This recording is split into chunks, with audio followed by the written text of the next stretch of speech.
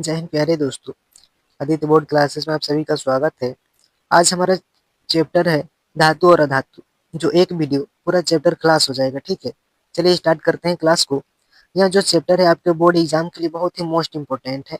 अगर आप इसे छोड़ देते हैं तो आपको बोर्ड एग्जाम में बहुत ही बड़ा नंबर का झटका लग सकता है, ठीक है। आप इस वीडियो को पूरा देखिएगा और पूरा चैप्टर बहुत ही आसान तरीका से समझिएगा, ठीक है। चलिए स्टार्ट करते हैं क्लास को। पहला हेडिंग है धातु। वे तत्व जो इलेक्ट्रॉनों को त्याग कर धनायन बनाते हैं धातु कहलाते हैं, ठीक। अब जैसे धातु तो ऐसे देखे होंगे, लोहा सोना चांदी ये सब धातु ही है।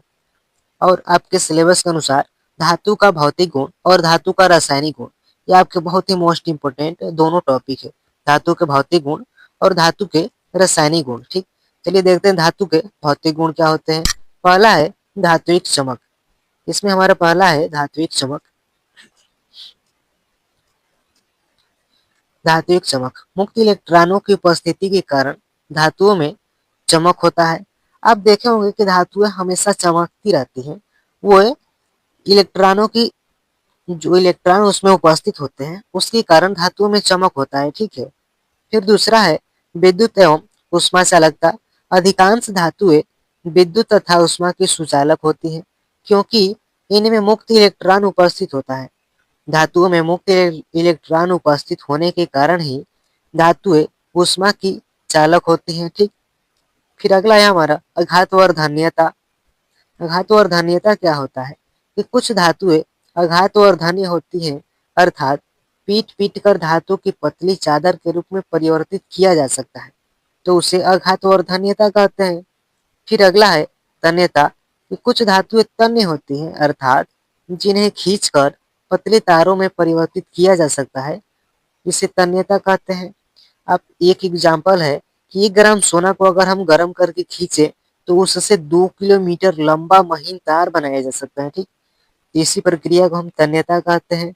फिर अगला है कठोरता कि साधारण ताप पर अधिकांश धातुएं कठोर होती हैं, जैसे एल्यूमिनियम, तांबा, सोदा, ये सब साधारण ताप पर या साधारण ताप पर कठोर होती हैं, ठीक है। फिर अगला है उच्च गलनांक। उच्च गलनांक में कि सामान्यतः धातुएं गलनांक बहुत अधिक होती हैं। सभी धातुओं के गलनांक तो अधिक होता ही है।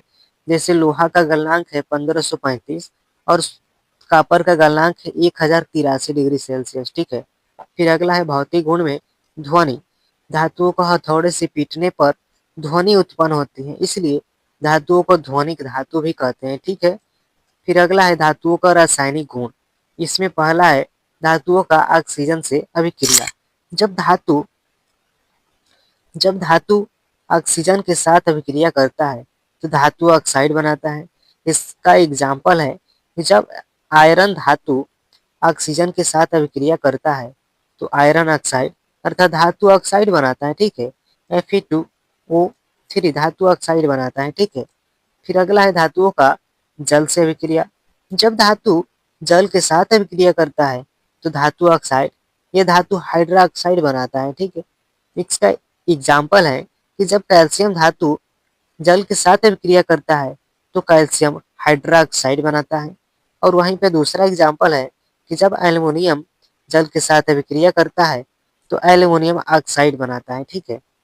फिर अगला है हमारा रासायनिक गुण में धातुओं का हाइड्रोजन से अभिक्रिया कि जब धातु हाइड्रोजन के साथ अभिक्रिया करता है तो धातु हाइड्राइड बनाता है, ठीक। इसका एग्जाम्पल देखिए, जब कैल्शियम धातु हाइड्रोजन के साथ अभिक्रिया करता है तो कैल्शियम हाइड्राइड बनाता है, ठीक। फिर अगला है रासायनिक गुण में धातुओं का अम्लों से अभिक्रिया कि जब धातु अम्ल से अभिक्रिया करता है तो धातु का लवण बनाता है। इसका एग्जाम्पल देखिए कि जब सोडियम धातु सल्फ्यूरिक अम्ल से अभिक्रिया करता है तो सोडियम सल्फेट बनाता है जो धातु का लवण बनाता है, ठीक है। फिर अगला है हमारा हेडिंग धातुओं का क्लोरीन से अभिक्रिया। जब धातु जब धातु क्लोरीन के साथ अभिक्रिया करता है जब धातु क्लोरीन के साथ अभिक्रिया करता है तो धातु क्लोराइड बनाता है। यहाँ पर एग्जाम्पल है, जब एल्युमिनियम धातु क्लोरीन के साथ अभिक्रिया करता है तो एल्युमिनियम क्लोराइड बनाता है, ठीक है। फिर अगला है हमारा हेडिंग अधातु। अधातु क्या होता है वे तत्व जो इलेक्ट्रॉन ग्रहण करके ऋणायन बनाने की प्रवृत्ति रखते हैं और धातु कहलाते हैं। ठीक है, यहाँ पर देखिए अधातु के भौतिक गुण। अधातु में भौतिक गुण में पहला है विद्युत एवं ऊष्मा चालकता। ठीक, अधातुएं विद्युत तथा ऊष्मा की चालकता नहीं प्रदर्शित करती हैं क्योंकि इनमें मुक्त इलेक्ट्रॉन नहीं होता है। अधातुओं में मुक्त इलेक्ट्रॉन उपस्थित नहीं होने के कारण वे विद्युत की कुचालक होती हैं। ठीक है, फिर अगला है अपवाद में आपका एक ग्रेफाइट है। धातुओं की चालकता में एक अपवाद ग्रेफाइट है जो कि इसमें धातु उसमें प्रवाहित कर जाता है। ठीक है, जबकि ये अपवाद में आता है, जबकि ये एक अधातु है।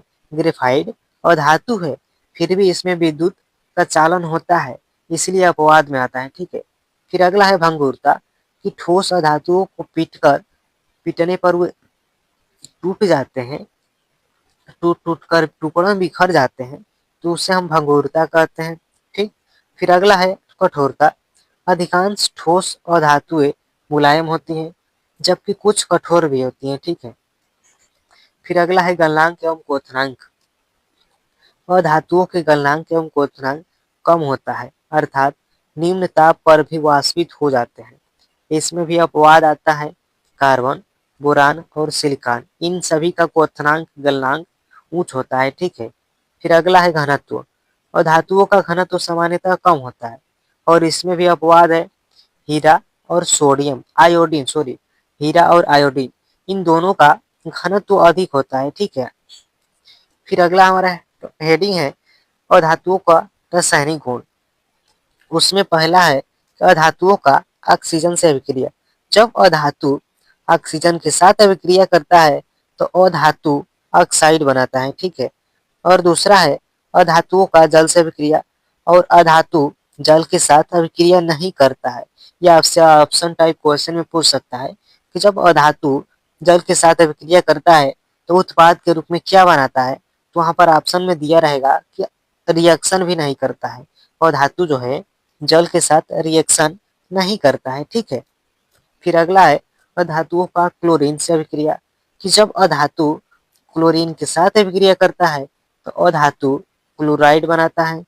फिर अगला है रासायनिक गुण में कि अधातुओं का हाइड्रोजन से अभिक्रिया। जब अधातु हाइड्रोजन के साथ अभिक्रिया करता है तो अधातु हाइड्राइड बनाता है। ठीक है, फिर अगला हमारा हेडिंग है अम्लराज एक्वारेजिया। चलिए देखते हैं एक्वारेजिया क्या होता है। सांद्र हाइड्रोक्लोरिक अम्ल तथा सांद्र HNO3 नाइट्रिक अम्ल का ताजा मिश्रण आयतन के अनुसार 3 भाग HCl तथा 1 भाग नाइट्रिक अम्ल HNO3 होता है।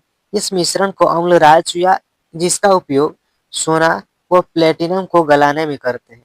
देखिए हमारे ऑप्शन टाइप क्वेश्चन में पूछ सकता है कि अम्लराज का सूत्र क्या है।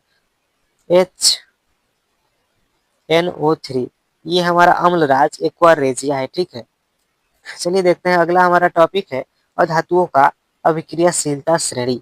ये हमारे एग्जाम के लिए मोस्ट इंपोर्टेंट टॉपिक है, जबकि आपसे ऑप्शन टाइप क्वेश्चन में पूछ सकता है कि सबसे अधिक क्रियाशील धातु क्या है। तो देखिए ये हमारा सबसे अधिक क्रियाशील धातु है। उसके बाद सबसे क्रियाशील धातु पोटेशियम आता है, उससे कम है सोडियम, और इससे कम है कैल्शियम, इससे कम मैग्नीशियम, और इससे कम एल्युमिनियम। उसके बाद आता है zinc, iron, tin, lead, hydrogen, copper, और Hg पारा, Ag चांदी, Au सोना। देखिए ये हमारा घटते क्रम आता है। सबसे अधिक क्रियाशील धातु पोटेशियम है, उसके बाद आता है सोडियम, उसके बाद आता है मैग्नीशियम, और उसके बाद आता है एल्यूमिनियम, इसके बाद आता है जिंक, इसके बाद आता है Fe आयरन, और उसके बाद आता है Sn टीन, और इसके बाद आता है Pb लेड, इसके बाद आता है हाइड्रोजन, इसके बाद सॉरी इसके बाद आता है हमारा हाइड्रोजन के बाद है कॉपर, और कॉपर के बाद Hg, और इसके बाद Ag, और इसके बाद Au। ये सभी धातुओं की सक्रियता श्रेणी है। इसमें हमारा सबसे अधिक सक्रिय धातु पोटेशियम है, और सबसे कम Au सोना है। ठीक है, अगला हमारा टॉपिक है भर्जन। भर्जन क्या होता है कि सल्फाइड अयस्क को वायु की उपस्थिति में, आप देखिएगा वायु की उपस्थिति में, भर्जन में वायु की उपस्थिति में गलनांक बिंदु से निम्न ताप पर गर्म करने पर यह ऑक्साइड में परिवर्तित हो जाता है। इस प्रक्रिया को भर्जन कहते हैं। और निस्तापन में वायु की अनुपस्थिति में सांद्रित अयस्क को उसके गलनांक से नीचे परंतु उच्च ताप पर गर्म करके ऑक्साइड में परिवर्तित करने की प्रक्रिया को निस्तापन कहते हैं। अब भर्जन और निस्तापन में मेन यही अंतर है कि भर्जन जो वायु की उपस्थिति में क्रिया करता है और निस्तापन में वायु की अनुपस्थिति में कराते हैं। ठीक है, फिर अगला है धातुओं का संक्षारण। नमी व वायु के संपर्क में आने पर धातुओं की सतह क्षरण अर्थात नष्ट होने की प्रक्रिया को धातु का संक्षारण कहते हैं। जैसे लोहा पर जंग लगना, चांदी का काला पड़ना, तांबे तथा कांसे का हरी परत जम जाना। ठीक है, ये सब संक्षारण है। इनके रोकने के लिए कुछ उपाय हैं, पेंट करके या तेल लगाकर या ग्रीस लगाकर। इन सभी विधियों से हम धातुओं के संक्षारण होने से हम रोक सकते हैं। चलिए देखते हैं कि कौन कौन सी विधियां हैं। पहला है यसद लेपन।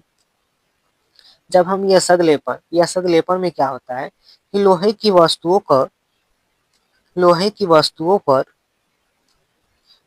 वस्तुओं पर जस्ते की पतली परत चढ़ाने की प्रक्रिया यसद लेपन कहलाती है। ठीक, और दूसरा है टीन प्लेटिंग या क्रोम प्लेटिंग। टीन तथा क्रोम प्लेटिंग संक्षारण रोधी होते हैं। ये दोनों धातु जो है संक्षारण रोधी होता है। तब लोहे की वस्तु पर टीन या क्रोम की पतली परत चढ़ाई जाती है तो ये धातु संक्षारण से रोकता है दोनों। ठीक है, फिर अगला है ग्रीस या तेल लगाकर। ग्रीस या तेल लगाकर लोहे की वस्तु पर हम ग्रीस या तेल लगाते हैं तो उसे हम संक्षारण से रोक सकते हैं। ठीक है, यही हमारा आज की क्लास का अंतिम टॉपिक था, धातुओं के संक्षारण से बचाने के उपाय। ठीक है, आशा कि ये क्लास आपको पूरी तरह से समझ में आई होगी। अगर आपको अच्छा लगा होगा तो एक लाइक करिएगा और वीडियो को शेयर करिएगा ताकि आपके छोटे भाई, आपके साथी, आपके मित्र भी बोर्ड एग्जाम की तैयारी कर सके। ठीक है, इस क्लास को यहीं पर एंड करते हैं। थैंक यू, जय हिंद।